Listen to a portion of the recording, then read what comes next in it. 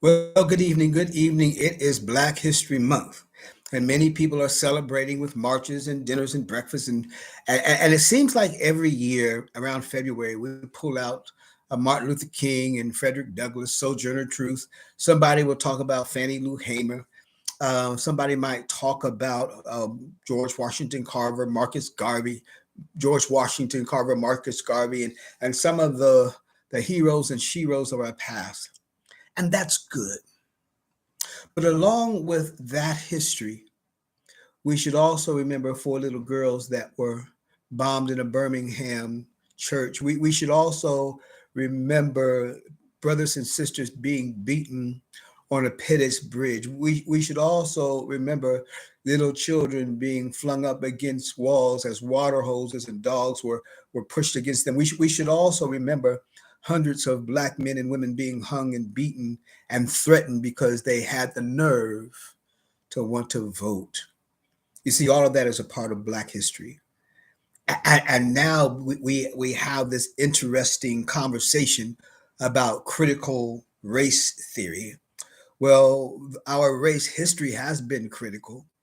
And I'm of the opinion that if my ancestors were strong enough to endure slavery, if my ancestors were strong enough to build this country while working in cotton fields, then your descendants, the descendants of your ancestors, ought to be strong enough to learn about that. If my ancestors were strong enough to endure being taken from a country where they were healthy, where they were wealthy, where they were free to worship, where they were free to own land, where they were free to be human beings, this country didn't steal slaves. It stole human beings and made them slaves. And if my ancestors were strong enough to endure that, then the descendants of the ancestors that perpetrated those sins must be strong enough to learn about it.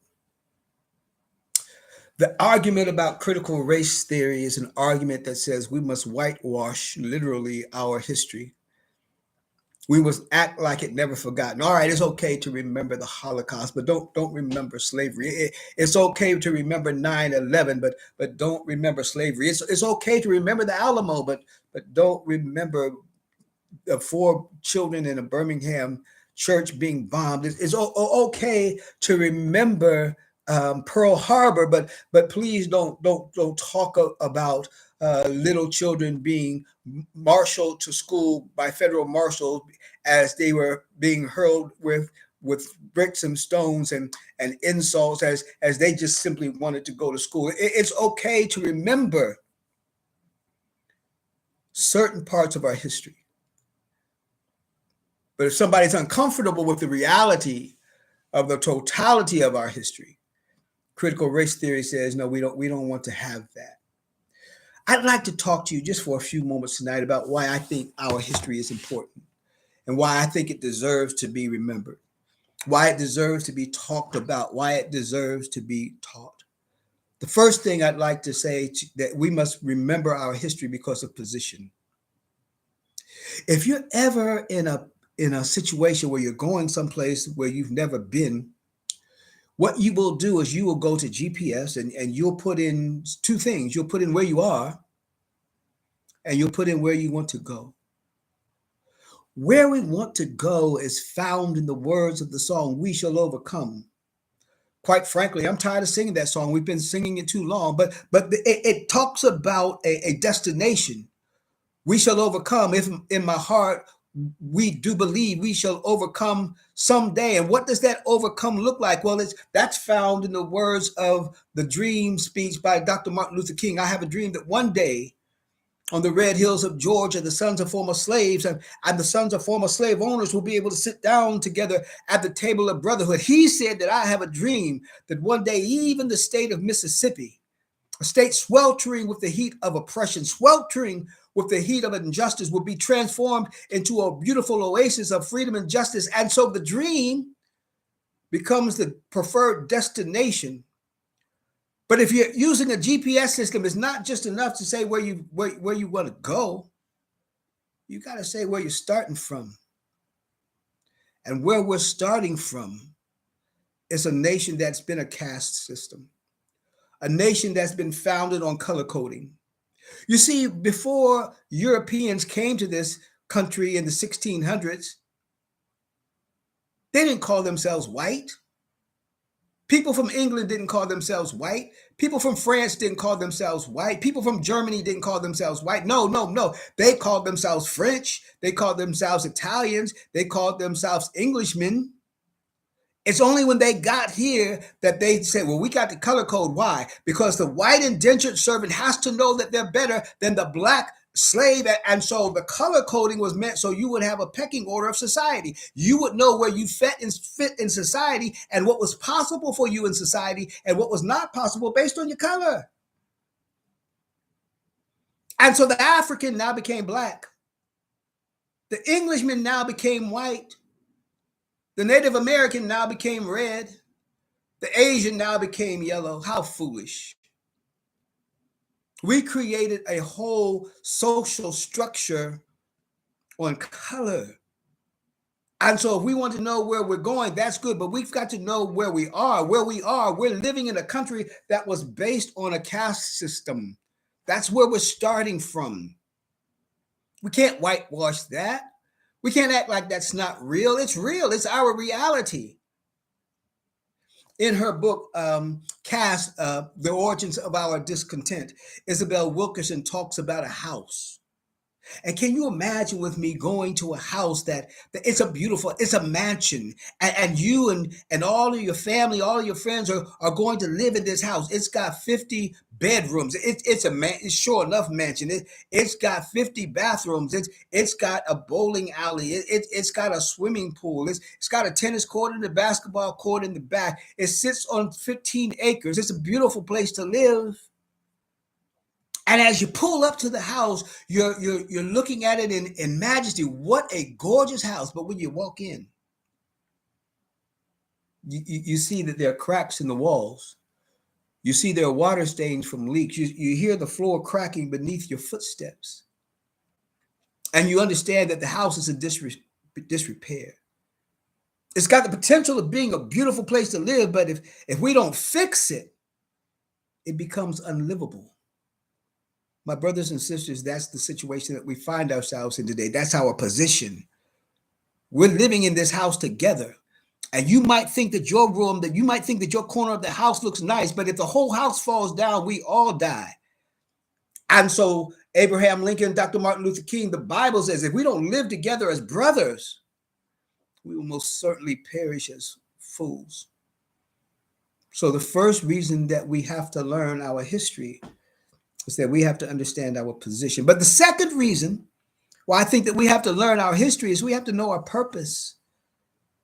We have to know why we do what we do. And for me, when I look at the fact that my ancestors without a hope, we sing "Keep Hope Alive," but they were singing "Hope Keep Us Alive" while they were working in cotton fields, and while they were working without the promise of ever having a white collar position, while they were working without ever having the promise of living in the suburbs, while they were working without having the promise of having the quote unquote American dream, because theirs was a nightmare. Yet they built Spelman. They built Morehouse. They built the cathedrals that we worship in on Sunday. And they built knowing that they would never reach the fulfillment of the dream, but their children would. And so I've got a purpose. I've got a purpose, if nothing else, to fulfill the dream. You see, we are the answer to their prayers. My brothers and sisters, we don't have the right to give up. We don't have the right to say we won't continue to build. We don't have why, because we've got a purpose that was born before we were born, that was deeded to us, that was passed down through the generations. We have a purpose. And our purpose is to continue the growth, to continue the walk, to continue to make sure that our children have a life that does not allow them to sing the song, "We Shall Overcome," because that song is now irrelevant. Got a position. We've got a purpose. But I believe with Dr. Martin Luther King that we've also got a promise, because the arc of the universe is long, but it bends towards justice. It bends towards truth. The Bible is right. If my people, which are called by my name, shall humble themselves and pray and seek my face, turn from their wicked ways, then I will hear from heaven. We've got a promise. We've got a promise that we won't be the tail, but we will be the head. We will not be the lender, the borrower, but we will be the lender. We've got a promise. We've got a promise that grows out of the tears that fertilize the ground that we walk on. We've got a promise that if we want a thing bad enough to go out and fight for it, work day and night for it, give up our time and our peace and our sleep for it, if all life seems empty and useless without it, and all that we dream and we scheme is about it, if we will gladly fret for it, sweat for it, plan for it, lose all fear of opposition for it, if we will simply go after that thing that we want, what do we want? We want the fulfillment of the American dream. We want this land to live up to what it said on paper, that all men are created equal, endowed by their creator with certain unalienable rights. And among these rights are life and liberty. And we just want to pursue happiness. That's what we want. We want our children to have the promise of being able to fully utilize their gifts, their skills, their knowledge, their ability, their human capital. We've got a promise that's written in the torn, tattered pages of the Declaration of Independence, underscored in the torn, tattered pages of the U.S. Constitution, that we're about building a better union, that this democracy is an experiment. And so Abraham Lincoln says, can this nation endure? Yes, this nation can endure if we all have access to the promise. Black History Month. Good to celebrate Black history. It's much better to create it. And we have the ability, we have the knowledge, we have the skill to create it, but we also have the position, we have the purpose, we have the promise. Love you. God loves you more. Hope to talk to you soon.